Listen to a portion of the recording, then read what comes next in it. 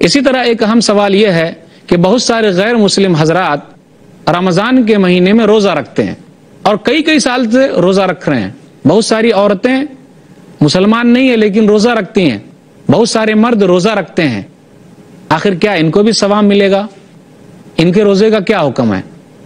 اس کا جواب یہ ہے کہ عبادت قبول ہونے کے لیے ایمان شرط ہے.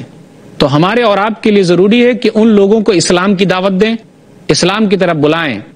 اگر وہ لوگ مسلمان نہیں ہوتے ہیں, اسلام قبول نہیں کرتے ہیں, تو ان نیک کاموں کا ان کو کچھ فائدہ ہونے والا نہیں ہے, کیونکہ اللہ کے نزدیک اگر کوئی دین پسندیدہ ہے تو وہ دین اسلام ہے.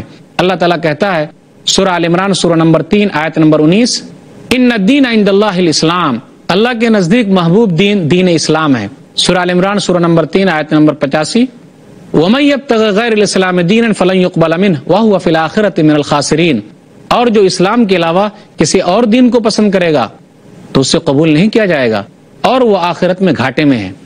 تو ایسے لوگوں کو حکمت کے ساتھ اسلام کی دعوت دے. اگر وہ اسلام قبول کر لیتے ہیں تو ان نیک کاموں کا ثواب انشاءاللہ انہیں ضرور ملے گا جو اسلام سے پہلے رکھے ہوئے ہیں. اس لیے ہم اور آپ ان کے لیے دعا بھی کریں کہ اللہ تعالیٰ انہیں اسلام کی توفیق دے.